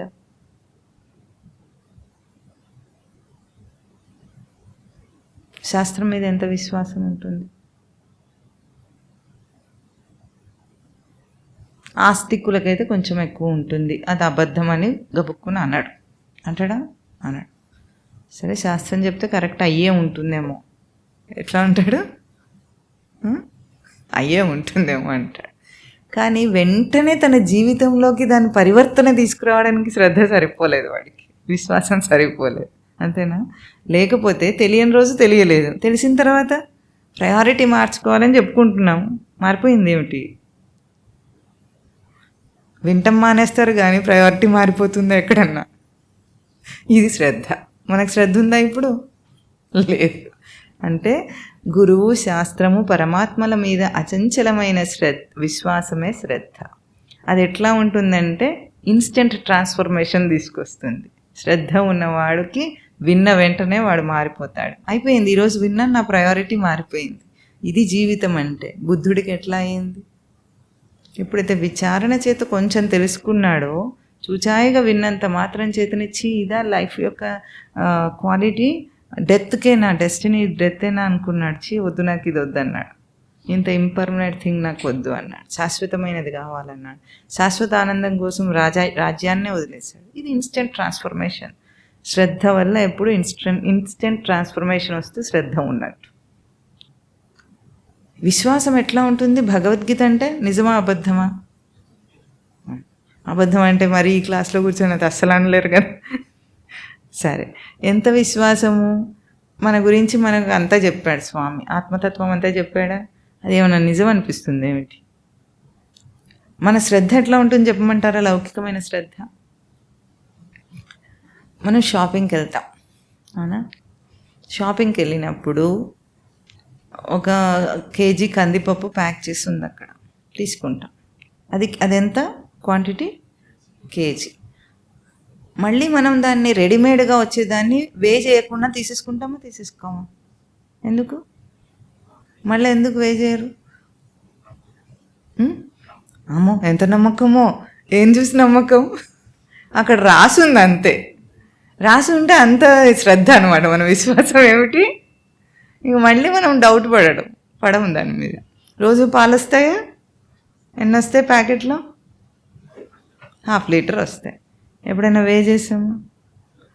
ఇది ఎంత శ్రద్ధ చూసారా? అచంచలమైన విశ్వాసం కంపెనీ మీద మనకుంది, బ్రాండ్ మీద మనకుంది. భగవద్గీత మీద అట్లా ఎప్పుడైనా ఉందా? ఒక మందు, ఆఫ్టర్ ఆల్ మందు, దాని మీద ఒక కెమికల్ కాంపోజిషన్ ఉంది. ఇది ఏమిటంటే గవర్నమెంట్ ద్వారా అప్రూవ్ అయింది కాబట్టి మన శ్రద్ధ అంతా. ఇక అది ఏమైంది, వాడు ఏది ఇచ్చినా సరే వేసేసుకోవటమే అంతే, గుడ్డిగానే వేసుకుంటాం. మనం ఏమైనా దాన్ని పోనీ టెస్ట్ చేయగలమా? చేయలేము. చేయాలని అనుమానం వస్తుందా? మనం వేసుకుంటే ఏమైనా అవుతుంది అనుకుంటాడా? అస్సలు అనుకోడు. ఇప్పుడు ఈ మధ్య కొద్దిగా గూగుల్ వచ్చింది కాబట్టి దాని మీద ఏమిటో దీనివి సైడ్ ఎఫెక్ట్స్ ఏమైనా ఉంటాయని చేసేవాళ్ళు కొంతమంది ఉంటారు. ఇప్పుడు అంతవరకు ఎట్లా ఉంటుంది? డాక్టర్ గారు ఇచ్చిన మందు వేసుకుంటే రోగం తగ్గుతుంది అని ఎంత గట్టి విశ్వాసం మనకు. అది శ్రద్ధ. ఇన్స్టెంట్గా మెడికల్ హాల్కి వెళ్తాడు. హాస్పిటల్ నుండి బయటికి రాగానే ఏం చేస్తాం? మెడికల్ హాల్కి కదా ఫస్ట్ వెళ్తాము. ముందు మెడిసిన్స్ కొనుక్కోకుండా బయటికి వెళ్ళాం మనం. అంటే మనం ట్రీట్మెంట్ వెంటనే మొదలు పెట్టబోతున్నాం. డాక్టర్ దగ్గరికి వెళ్ళిందే అందుకు. మనం భగవద్గీత విన్న తర్వాత ఇన్స్టెంట్ ట్రీట్మెంట్ ఎప్పుడన్నా మొదలు పెట్టామా? మనము ఇన్స్టెంట్గా సాధన మొదలు పెట్టామా? అది శ్రద్ధ. నిత్యానిత్య వస్తు వివేకం నుండి శ్రద్ధ దాకా వచ్చాడంటే సమాధానం ఆటోమేటిక్గా వస్తుంది వాడికి. సమాధానం అంటే ఆన్సర్ కదా. ఇంకేవి ప్రసిద్ధార్థాలు చెప్పొద్దని నిశ్చయించుకున్నారు అంటే. సమాధానం అంటే సమాధానపడిన స్థితి, ఏ టర్బులెన్స్ లేదు ఇంకా వాడికి. ఎందుకంటే ప్రాసెస్ మొదలైంది కాబట్టి. శ్రద్ధ ఎప్పుడైతే వచ్చిందో ఇన్స్టెంట్ ట్రీట్మెంట్ మొదలైంది. అవన్నీ వెనకంతా అయిపోయింది. వాడికి వాల్యుయేషన్ అయిపోయింది, నిత్యానిత్య వస్తు వివేకం అయిపోయింది, వాల్యూస్ తెలిసిపోయినాయి, ప్రయారిటీస్ మారిపోయినాయి, అంతా అయిపోయింది. ఇంకేమైంది? ఇంకా టర్బులెన్స్ లేదు వాడికి. లేకపోతే అప్పటిదాకా ఎట్లా ఉంటాడు? ఏమో ఎన్నో చెప్తుంటారు కానీ అసలు అవన్నీ అయ్యేవేనా అంటుంటాడు. ఎన్ని ప్రవచనాలు విన్నా ఇదే అంటుంటాడు. ఎందుకు అంటున్నాడంటే ఇంకా చేయలేదు కాబట్టి. చేసిన వాడికి ఇంకా అయిపోయింది.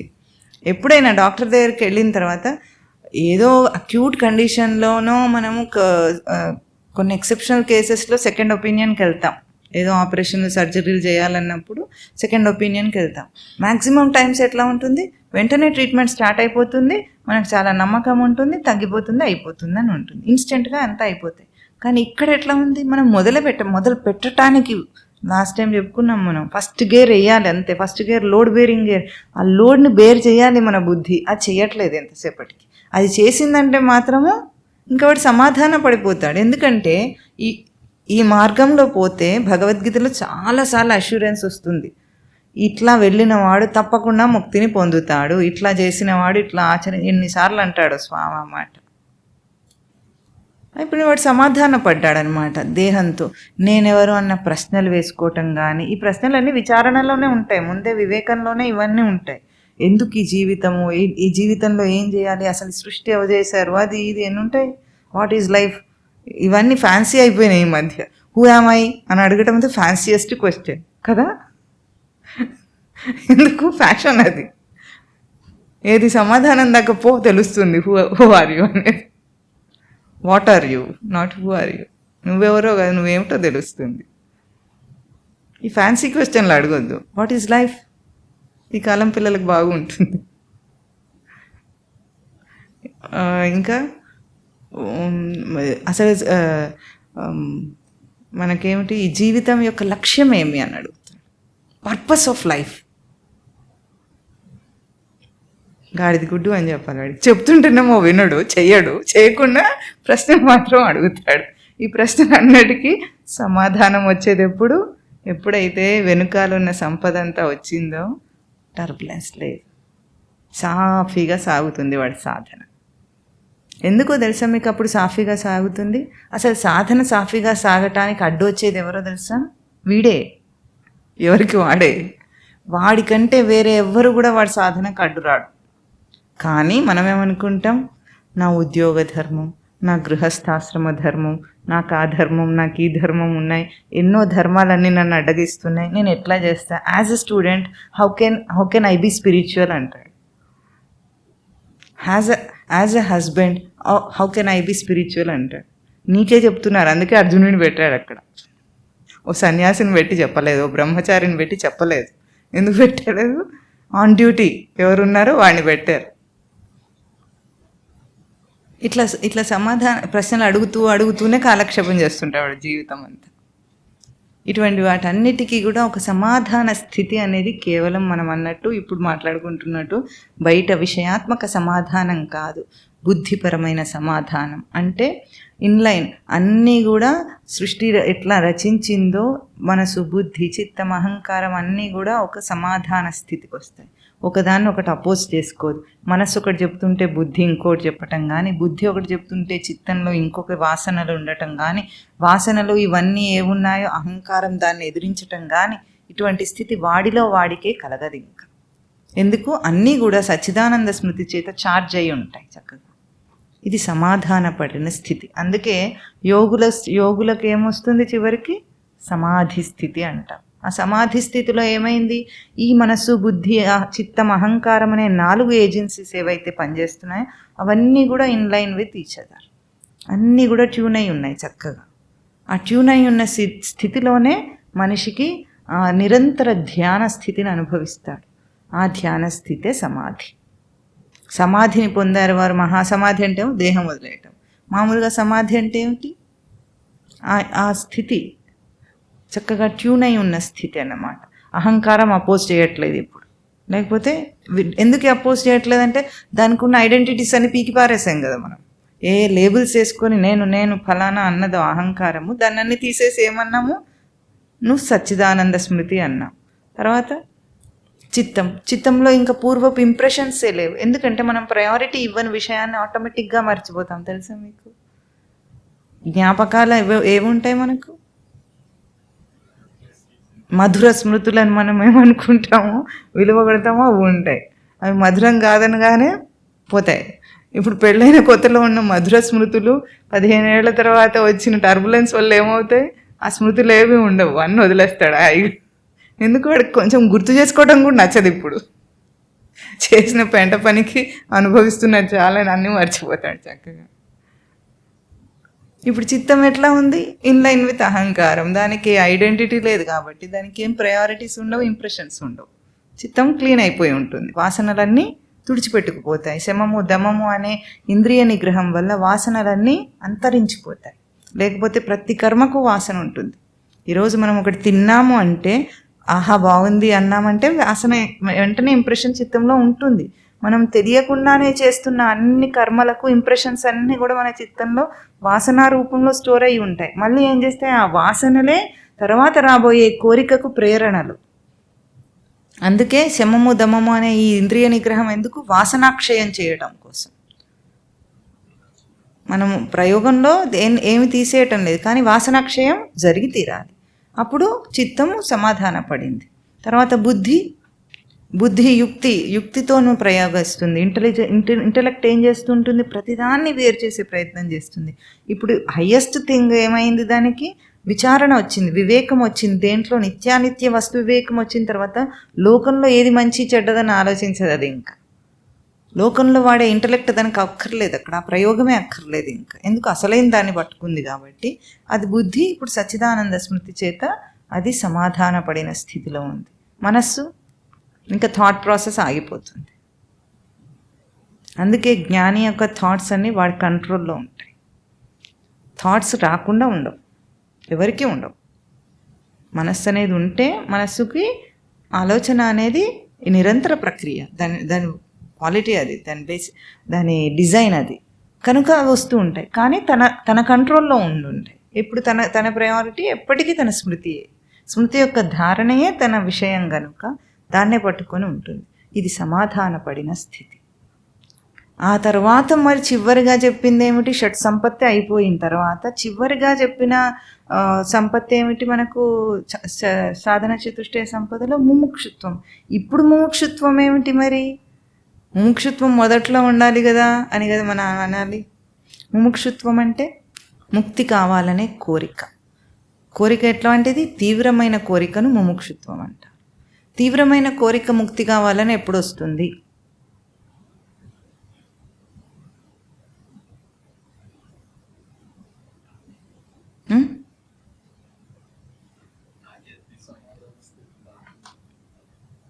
ఎప్పుడు? ఈ సీరియల్ ఆర్డర్లో చెప్పొద్దు మీరు. తీవ్రమైన కోరిక ముక్తి కావాలని ఎప్పుడు ఉంటుంది?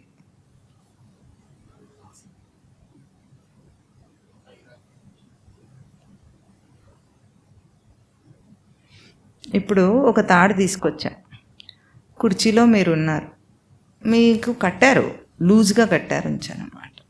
కాలికి కట్టేసే ఉంది తాడు, కుర్చీకి కూడా కట్టేస్తుంది. అప్పుడు మీరు దాని నుండి తప్పించుకునే ప్రయత్నం చేస్తారా? గట్టిగా లూజ్గా కట్టేస్తున్నప్పుడు బంధం ఫీలింగ్కే రాలేదు కదా, మనకు తెలియలేదు అసలు కట్టేసి ఉన్నట్టు. కట్టేసి ఉంది కానీ లూజ్గా ఉంది. ఆ బంధంని మనం ఫీల్ కానప్పుడు మనం దాన్ని తెంచుకునే ప్రయత్నం చేయరు. ఉన్న పడంగా కూర్చున్న చోట గట్టిగా కట్టేస్తున్నారు, ఏం చేస్తారు? ఇట్లా అంటామా మనం? ఆ బంధాన్ని తెంచే ప్రయత్నం చేస్తాం, అవునా? అంటే ఎంత తీవ్రంగా బంధం గుర్తింపబడుతుందో అంతే తీవ్రంగా ముక్తిని కోరుతాడు. జస్ట్ సూత్రం అదే. రియలైజేషన్ అనమాట. Intensity of bondage will lead to intensity of liberation. లోకంలో ఎందుకు అందరు ముక్తి అడగట్లేదు?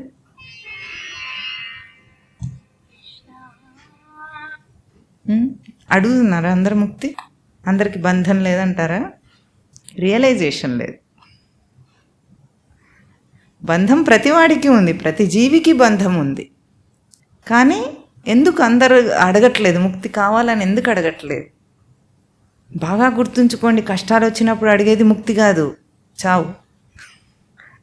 వాడు బయటపడాలనుకునేది ముక్తి కాదు. ముక్తి రాదు అప్పుడు, ముక్తి అడగదు. లోకంలో వైరాగ్యం 4 రకాల వైరాగ్యం చెప్తారు. మీకు చెప్పారు ఇదివరకు, గుర్తుందా? పురాణ వైరాగ్యం, శ్మశాన వైరాగ్యం, 3 రకాలు, 4 కాదు. పురాణ వైరాగ్యము, శ్మశాన వైరాగ్యము, ప్రసూతి వైరాగ్యం అని 3 రకాల వైరాగ్యాలు ఉంటాయి. ఈ వైరాగ్యాలు ముక్తిని ఏం అడగవు. ఇవన్నీ నాకు దాని నుండి విరక్తి వచ్చి చావాలనుకుంటాయి అంతే. పురాణ వైరాగ్యం కొంచెం కల్పించవచ్చు, కానీ శ్మశాన వైరాగ్యం ఇవన్నీ చాలా టెంపరీగా ఉంటాయి. ఆ శవం అక్కడ ఉన్నంతసేపే. అప్పుడు కూడా మొత్తం ఏమో ఈ మధ్య అయితే రావట్లేదు. ఎందుకంటే మొన్న ఈ మధ్య ఎవరో చెప్పారు, శవం పక్కన కూడా అందరు కూర్చొని ఎవరి ఫోన్ వాళ్ళు చూసుకుంటున్నారు. ఎక్కడికి వెళ్ళినా సరే ఒకటే, పెళ్ళికి వెళ్ళినా ఎవరి ఫోన్ వాళ్ళు చూసుకుంటారు, చావుకి వెళ్ళినా ఎవరి ఫోన్ వాళ్ళు చూసుకుంటారు, ఎక్కడ మీటింగ్లో ఏం జరిగినా ఎవరి ఫోన్ వాడు చూసుకుంటాడు. ఇంకా అవన్నిటికీ విలువ లేకుండా అయ్యిందట లోకంలోనే ఒక జోక్ ఇప్పుడు. కనుక ఈ వైరాగ్యాలు కాదు, ఈ వైరాగ్యాలు ముముక్షుత్వాన్ని కోరనివ్వవు మనిషికి. టెంపరీ, చాలా జస్ట్ విరక్తి వస్తుంది వాడికి, ఏదో టెంపరీ రిలీఫ్ కొడతాడు అంతే. కానీ ముముక్షుత్వం ఎప్పుడు వస్తుంది? జీవభావంలో ఇరుక్కున్న ఆ బంధాన్ని, అంటే అన్లిమిటెడ్ తన స్వరూపాన్ని లిమిటెడ్ చేసుకుంటున్నానని తెలిసినప్పుడే వాడికి ముముక్షుత్వం మీద వస్తుంది. సచ్చిదానంద స్మృతి అనేది తన అన్లిమిటెడ్ స్వరూపం, పరిమితి లేని అపరిమిత అనంత స్వరూపం తనది. ఆ అనంత స్వరూపం ఎప్పుడైతే సమాధాన స్థితిలో గోచరించిందో వాడు ఇంకా ముక్తిని కోరుతాడు, తీవ్రంగా ముక్తిని కోరుతాడు. తీవ్రంగా ముక్తిని కోరితే ఎప్పుడు ముక్తి వస్తుంది? ఇన్స్టెంట్గా వస్తుంది. అంటే మనకు ముక్తి రాకపోవడానికి కారణం ముముక్షుత్వం లేదన్నమాట. మాట వరుసకు మాత్రం మన భారతదేశంలో ముక్తి కావాలని అన్నవాడు ఎవరైనా ఉంటారా? ఎందుకో కానీ ఆ జీన్స్లోనే ఉంటుందనుకుంటా. బయట దేశాల వాళ్ళు ఇట్లా అడగరు. చిన్నపిల్లవాడు కూడా ఇక్కడ ముక్తి కావాలని తెలుసుకుంటాడు. వాడు ఎప్పటికైనా ముక్తి రావాలి మనిషిగా, ఎక్కడో అక్కడ వినైనా తెలుసుకుంటాడు. అది మన దేశం యొక్క జెనెటిక్స్లో ఉంది. జీన్స్లోనే ఉంది. అంటే ఎందుకంటే భారతదేశంలో ఎప్పుడు కూడా మెటీరియలిస్టిక్గా మనుషులు ప్రాధాన్యతనిచ్చి బ్రతకలేదు కాబట్టి, బుద్ధిజీవులకు ప్రయారిటీ ఇచ్చారు కాబట్టి ఆ ముక్తి అనే అంశం మన జీవితంలో ఇంక్లూడ్ అయిపోయి ఉంది. కనుక ఈ ముక్తి ఎందుకు రావట్లేదు? సమాధానం అనే దాంట్లో అన్లిమిటెడ్ అపరిమిత తన స్వరూపాన్ని దర్శనం చేయలేదు కాబట్టి ముముక్షుత్వం అనేది తనకి లేనే లేదు. ముముక్షుత్వం ఉంటే వెంటనే ముక్తుడవుతాడు వాడు. ఎందుకో చెప్పండి పోనీ, అట్లా వెంటనే ఎట్లా అవుతాడు?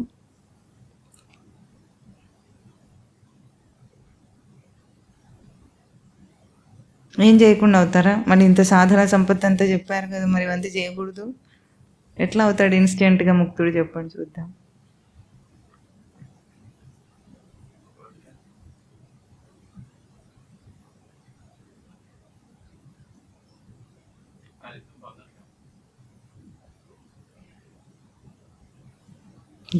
జీవుడిగానే ముక్తుడైపోతాడు వాడు. ఇంకా వాడు జీవుడే కాదు, దేహం తర్వాత సంగతి. జీవుడు కూడా కాదు వాడు ఇంకా. అట్లా ఇన్స్టెంట్ ముక్తి వస్తుంది. ఎట్లా వస్తుంది? అపరిమితమైన తన స్వరూపాన్ని దర్శనం చేసిన తర్వాత ఇంకా వాడు ఎప్పుడు జీవుడు ఎట్లా అవుతాడు? జీవుడు అనే అంశమే ఉన్నది సృష్టిలో. అప్పుడు ఉన్నదేమిటి? సచ్చిదానంద స్మృతి. ఉన్న సచ్చిదానంద స్మృతిని అంతటా తనయందు అంతటా బహి అంతః వ్యాప్య నారాయణ స్థిత అని ఎట్లా అంటారో, అంతర్బహిశ్చ తత్సర్వం వ్యాప్య నారాయణ స్థిత అని ఎట్లా అన్నాడో, అంతటా వ్యాపించి ఉన్నది తనలోనూ బయట అంతటా వ్యాపించి ఉన్నది ఒకే సచ్చిదానంద స్మృతి అని తెలుసుకున్న నాడు అప్పటికప్పుడే ముక్తుడు వాడు. ఇది తెలియటానికి ఒక్కటే కారణం ఏమిటి మనకు తెలియకపోవటానికి? ముముక్షుత్వం అనే తీవ్రమైన కోరిక లేదు. అన్నీ ఒకదాని వెనుక ఒకటి ఉండాలి. నిత్యానిత్య వస్తు వివేకం నుండి ఈ సంపద, చతుష్టయ సంపద అంతా కూడా నిజంగా ఆచరణలోకి వస్తూ ఉంటే ఆటోమేటిక్గా అన్నీ అయిపోతుంటాయి. ఒకదానితో క్లియర్ అయిపోయే స్టెప్స్ అనమాట ఇవన్నీ. డిజైన్ చేసింది ఎట్లా ఒకదాని తర్వాత ఒకటి అదే క్లియర్ అయిపోతూ ఉంటుంది. తనకు తేట తెల్లమవుతుంది, ముక్తి వచ్చేస్తుంది. అనుకున్నందుకేవు కదా జీవుడయ్యాడు, అనుకుంటే ముక్తుడవుతాడు. అంత సింపుల్ అది. కానీ అంత సింపుల్ కూడా కాదు. అవటానికి చేస్తే అంత సులభమైంది, చేయకపోతే అంత కష్టమైంది. దూరస్థం చ అంతికేచ తత్ అంటుంది శాస్త్రం. అంటే అంత దూరమైంది. ఎందుకు? నువ్వు దూరంగా పెట్టినందుకు. కానీ అసలైంది అంతికే. అది నీకు అత్యంతమైన దగ్గర విషయం అది. కానీ దగ్గరగా తీసుకుంటే అత్యంతము నీ స్వరూపమే, నీ దగ్గరే ఉన్న విషయం. వదిలేస్తే అత్యంత దూరమైన విషయమైంది. దూరస్థం చ అంతికేచ తత్. కనుక ఈ సాధన చతుష్టయ సంపద మరిచిపోతగింది కాదు, చాలా విలువైనది. ఇది ఈ జీవితంలో ఎంత అంచలంచలుగా ఎదుగుతుంటాడో అంత తనకు తేట తెల్లమై దారులన్నీ అవి ఓపెన్ అయిపోతాయి. మెయిజ్లో లాగా. మెయిజ్ ఎట్లా ఉంటుంది? సరైన దారిలో వెళ్ళటం మొదలు పెడితే దారులన్నీ దేనికవే తెరుచుకొని ద్వారాలన్నీ తెరుచుకున్నట్టు మనం మూసుకున్న మన కవాటాలన్నీ కూడా తెరుచుకుంటాయి. కనుక ఇది కర్మకు నాంది. ఇట్లా ఆచరించిన తర్వాత తను ఏది చేసినా అది కర్మయోగమే అవుతుంది. దగ్గినా తుమ్మినా కర్మయోగమే అవుతుంది. ఎందుకు? దీనికి ఆధారమై జ్ఞానం ఉంది కనుక. విచారణ, జ్ఞానము, సాధన కర్మ, జ్ఞానము రెండూ ఆధారంగా కర్మయోగమును జీవితంలో తీసుకురమ్మని భగవద్గీత యొక్క బోధ ఏమిటి? మనిషి కర్మయోగమును ఆచరించడానికి పుట్టాడు కానీ క్రియాకలాపాలలో మునిగి తేలటానికి, భౌతికమైన ప్రాపంచిక విషయాల్లో మునిగి తేలటానికి మానవ జన్మ రాలేదు అనేదే భగవద్గీత ముఖ్యమైన బోధ.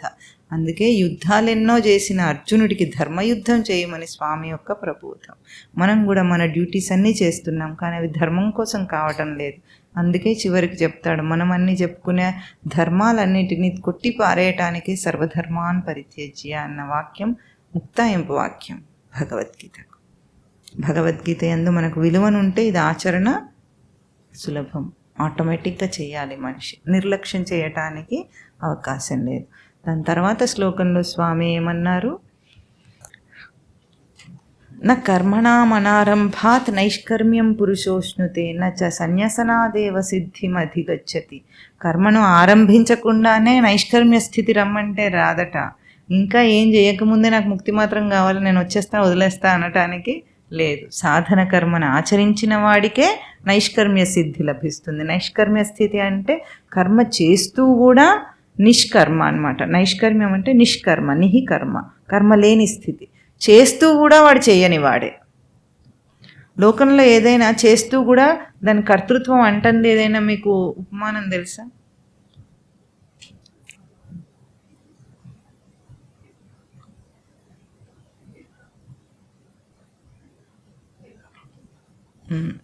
తనతో కాదు, ఇంకేదైనా లోకంలో ఉన్న ఉపమానం, సృష్టిలో ఉన్న ఉపమానం.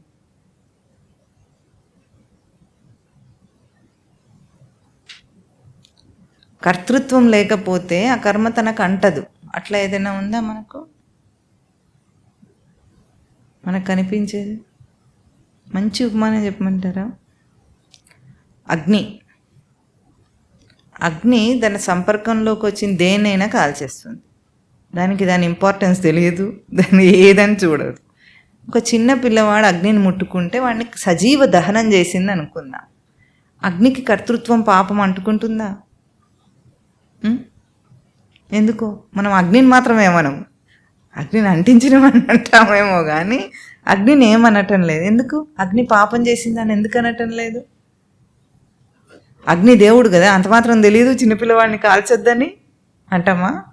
రేపు భగవద్గీత పుస్తకమైనా సరే అగ్నికి ఆహుతైతే కాలిపోవలసింది, అది కాల్చేస్తుంది. పవిత్ర గ్రంథాన్ని కాల్చేసాం, అది అగ్నిని పాపం అని ఎందుకు అనలేదు? కర్మ చేస్తున్నప్పటికీ చేయందయ్యింది, కర్తృత్వమే లేదు కనుక దానికి. అపరాప్రకృతి అంతా అంతే, పంచమహాభూతాలన్నీ అంతే. రేపు వాయుగుణం వస్తుంది, మొత్తం అందరినీ చంపేస్తుంది. తుఫాన్ వచ్చి నీరు గాలి కలిసి అందరినీ చంపేస్తాయి. అప్పుడు ఏమన్నా మనం అంటామా వాళ్ళని పాపం అంటామా? మనం అప్పుడు కూడా మనదే పాపం అనుకుంటాం కానీ వాళ్ళు అపరా ప్రకృతిది మాత్రం అనటం లేదు. ఎందుకంటే కర్తృత్వం లేదు అక్కడ. ఆ స్థితిని చేరుకోవటం నైష్కర్మ్య స్థితి. అంటే కర్మ చేస్తుంది అది, దానివల్లనే కదా కాలింది, అది లేకపోతే కాలుతుందా? కాలదు, స్పష్టంగా తెలుసు మనకు. అయినా దాన్ని మాత్రం అంటలేదు కర్మ.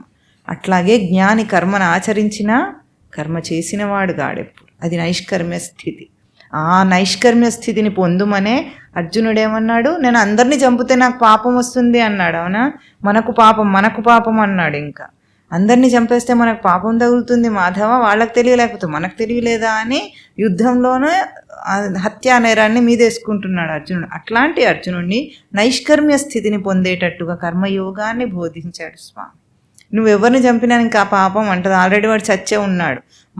మయా హతాన్ త్వం జైహి అంటాడు స్వామి 11వ అధ్యాయంలో. నేను ఆల్రెడీ వాళ్ళని చంపేశాను, నువ్వు ఊరికి నిమిత్త మాత్రం భవ, నువ్వు నిమిత్త మాత్రుడివే అర్జున, నీ చేతి మీద జరుగుతుందంటే నువ్వేం చంపట్లేదు వాళ్ళని, ఆల్రెడీ చచ్చున్నారని విశ్వరూపంలో చూపిస్తాడు. అప్పుడు ఆల్రెడీ అందరు చచ్చే ఉంటారు అందులో, నువ్వెవడు చంపేవాడివి? ఆ నైష్కర్మ్య స్థితిని పొందటం అనేది సాధన కర్మయోగికే వాడే చేయగలుగుడు. అందుకే నా కర్మణామనారంభాత్ నైష్కర్మ్యం నా పురుష అశ్నుతే. కర్మను ఆరంభించకుండా అంటే సాధన కర్మను ఆరంభించకుండా. సాధన కర్మ అంటే ఏమిటి? సాధన చతుష్టయ సంపదను సంపాదించడానికి చేసే ప్రతి కర్మ సాధన కర్మ.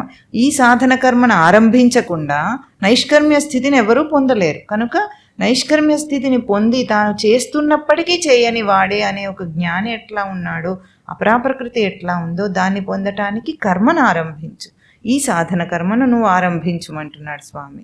నచ్చ సన్యాసనాదేవ, సన్యాసం తీసుకుంటే అయిపోయింది ఎక్కడెక్కడ అనేసి అంత ప్యాకప్ అని అంటే కాదట. సన్యాసనాదేవ నా సిద్ధిం అధిగచ్చతి, సిద్ధిని పొందడు. సన్యాసం తీసుకుంటే ఎర్రబట్ట కట్టుకుంటే సిద్ధి రాదు. సన్యాసం ఎర్రబట్ట అనేది కేవలం ఒక సింబాలిక్ అంతేగాని సన్యాసం మానసిక స్థితి. ఆ సన్యాసం పట్టుకున్నంత మాత్రం చేత నీకేం సిద్ధి రాదు. ఇప్పుడు ఏం చేయాలి? తప్పకుండా సాధన కర్మను ఆచరించాలి. కర్మను తప్పించుకోవడానికి ఎవరికీ హక్కు లేదు. నీకు హక్కు లేదు. మనిషిగా పుట్టాడంటే వాడు కర్మను ఆచరించి తీరాలి. ఎటువంటి కర్మ? సాధన కర్మ నుండి జ్ఞానకర్మ, జ్ఞానం నుండి కర్మయోగం. ఇది భగవద్గీత యొక్క ముఖ్యమైన బోధ. నేను చేస్తున్న పని, నేను డ్యూటీ చేసుకుంటున్నా, భార్యా పిల్లల్ని పోషిస్తున్నా, ఇది కర్మ కాదు. లోకంలో అందరూ ఇట్లాగే చెప్తారు, నా డ్యూటీస్ నేను నిర్వర్తిస్తున్నా, నేను చాలా తృప్తిగా ఉన్నా, ఇది కర్మ అనలేదు స్వామి. అన్నాడా? అనలేదు. ఈ తేడాని బాగా గుర్తించాలి. ఎవ్వరూ కూడా ఈ సాధన కర్మను తప్పించుకొని జీవించలేరు, సిద్ధిని పొందలేరు, నైష్కర్మ్య స్థితిని పొందలేరు. ఇది చాలా బాగా గుర్తించి తన నిర్లక్ష్య ధోరణిని దాటి సాధన కర్మను మొదలుపెట్టాలి జీవుడు, సాధకుడు. చెప్పండి. శ్రీ భగవాన్ ఉవాచ లోకేస్మిన్ ద్వివిధా నిష్ఠా పురా ప్రోక్త మయా అనఘ జ్ఞానయోగేన సాంఖ్యానాం